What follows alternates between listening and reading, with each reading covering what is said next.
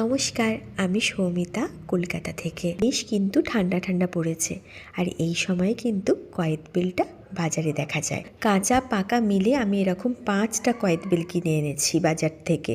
কাঁচা হলেও অসুবিধা কিন্তু কিছু নেই, যেহেতু আমরা আচার করে খাবো। কয়েদ বেলগুলো ভালো করে স্কুপ করে নিয়েছি। এই কয়েদ বেলের আচারে দেওয়ার জন্য একটা শুকনো মশলা আমি বানাবো। 2 চামচ জিরে, 2 চামচ ধনে, আর দিয়েছি 2 চামচ মৌরি, আর 1 চামচ দিয়েছি 5 ফোড়ন, আর দুটো দিয়েছি শুকনো লঙ্কা।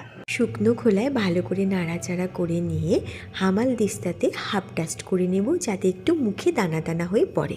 তারপরে ওই কড়াইয়ের মধ্যে অল্প একটু সর্ষের তেল দিয়ে কয়েদ বেলগুলোকে দিয়ে ভালো করে নাড়াচাড়া করে নেব।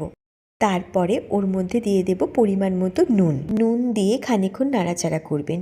এই সময় আপনাদের মনেই হতে পারে একটু টাইট লাগছে, এই সময় কিন্তু ভুলেও জল দেবেন না, কারণ এই সমস্ত আচারে জল দিলে বেশি দিন কিন্তু রাখতে পারবেন না।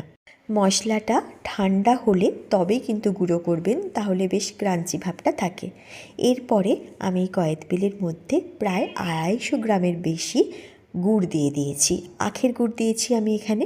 গুড়টা দেবার পর খানিকক্ষণ নাড়াচাড়া করতে করতে দেখবেন কি সুন্দর একটা আস্তে আস্তে কালার চলে আসছে। তখন আর মনে হবে না জল দেওয়ার কথা। এই সময়ে মশলাটা দেওয়ার আগে নুনটা আর মিষ্টিটা একটু চেক করে নেবেন।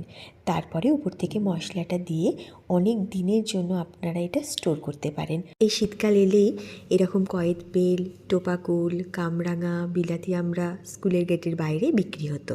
কোনো শনিবার আমার আবদার রাখার জন্য মা হয়তো 1 টাকা কিংবা 2 টাকা দিত। আর আমাদের সময় শনিবার ছিল হাফ ছুটি।